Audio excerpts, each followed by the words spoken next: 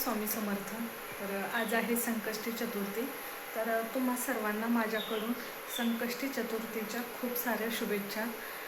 गणपती बाप्पा सगळ्यांच्या आयुष्यातील सर्व विघ्न दूर करो हीच गणपती चरणी प्रार्थना करते. आणि पुन्हा एकदा संकष्ट चतुर्थीच्या सर्वांना खूप साऱ्या शुभेच्छा.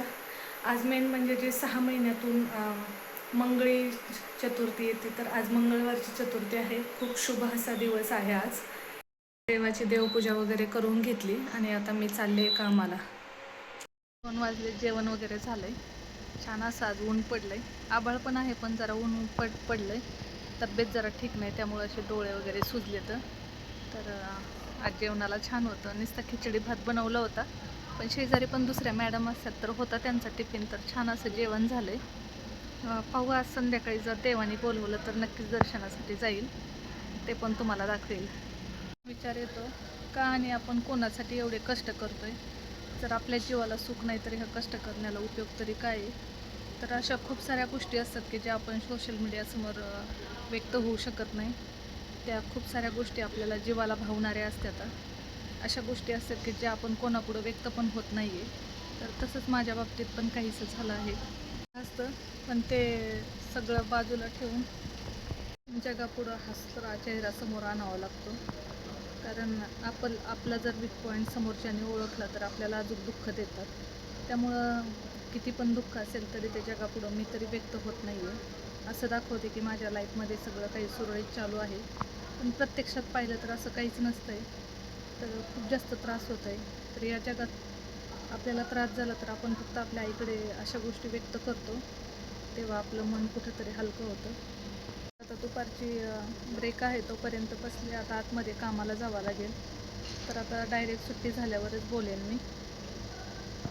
झाली आता संध्याकाळचे 6:30 पावणे 7 वाजले. तर छान असा दिवस मावळलाय आणि पोराचं दुखतंय तर हे पोराला क्रीम, त्याला मेडिकल वगैरे घेऊन चालले. पोराला सर्दी खोकला झालाय आणि पाय एवढ्या अंधारातून एकटीच चालली आहे मी. कोणीच जवळपास माणूस नाही आहे, तर एकटीच चालले मी. तर आज मी ना गणपती दर्शनाला जाणार आहे. आजची हे आहे ना, काय बोलतात त्याला, संकष्टी चतुर्थी. तर मी गणपतीला जाणार आहे, तर तुम्हाला पण दाखवते. सगळीकडे अंधार पडलाय, खूप जास्त अंधार पडलाय. आता चालले, पण लेकराचं दुखत आहे, कोणाला बोलवायचं घ्यायला, त्यामुळे एकटीच चालले. रोज एवढ्या अंधारातूनच येते, कोणीच नाही आहे जवळपास. चालले पटापटापटा. तिला घालते खायला, पण चालवलंय त्याला, खायला घालते, गोळ्या देते आणि मग जाऊ. काय माहीत तो येतोय का नाही, नाही तर मला एकटीलाच जावं लागेल.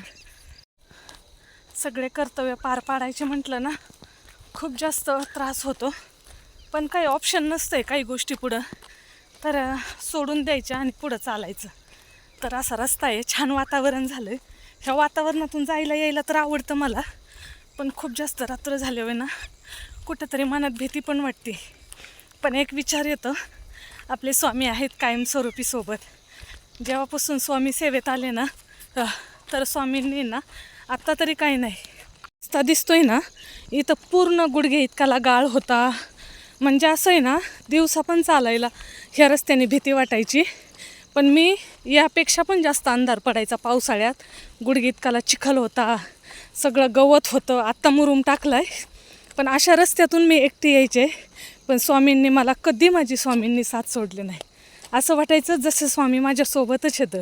आणि हे जे शेत दिसतंय, इथं डोक्या एवढली मका होती, तरी यातून मी चालत जायचे. पण स्वामी सेवेत खरंच खूप मोठं, म्हणजे जो स्वामी सेवा करतो ना तर त्याचं नशीब खूप थोर असते. खूप दिलं आहे मला स्वामींनी, खूप दिलं आहे. मी 2 टाईम अन्न खाते सुखाने, यापेक्षा मला आणखीन काय पाहिजे. खूप दिलं आहे स्वामींनी मला, आणि यापुढं पण मला देत राहतील. मी मागणार नाही स्वामींना, पण स्वामी मला कधीच एकटं सोडत नाही, कधीच मला उपाशी मरू देत नाही. त्यामुळं मी स्वामींची काय असं बसून 2-2, 3-3 तास सेवा नाही करत, पण जेवढं मला होईल तेवढं मी करते. दिवा अगरबत्ती लावते, पण मनातून स्वामी आहेत माझ्या.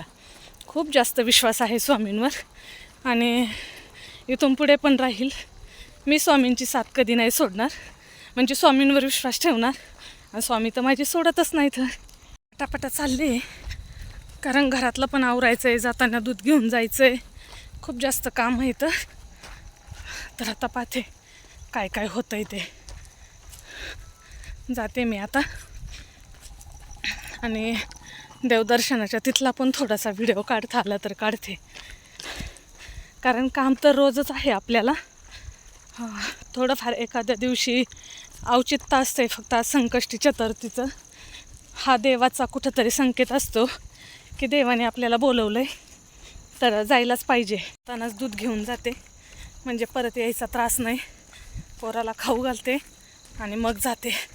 मग तुम्हाला पण दाखवते. रात्र झाली तशी येते, काय करायचं, जसा देव ठेवील तसं राहायचं. तर जायचं होतं गणपती दर्शनाला, पण स्वामींची आज्ञा आली की तुम्ही माझ्याच दर्शनाला या. तर आम्ही गेलो होतो फायनली शंकर महाराजांच्या मठात. तर शंकर महाराजांच्या मठात जाण्याची खूप दिवसाची इच्छा होती. तर हा आहे शंकर महाराजांचा मठ, जे अहिल्यानगरमधील आहेत, त्यांना माहितीच असेल.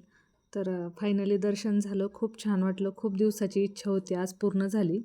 आणि म्हटलं कधीतरी आता गणपतीला पण जाणार, मी नक्कीच जाणार, थोड्याच दिवसात जाणार, कारण काही कारणास्तव आम्ही तिकडे गेलो नाही.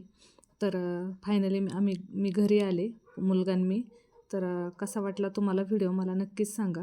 जर व्हिडिओ आवडला असेल तर व्हिडिओला लाईक करा, छान कमेंट करा, नवीन असाल तर सबस्क्राईब करा. तर देवाची जशी इच्छा असते तसंच राहिलेलं बरं. धन्यवाद.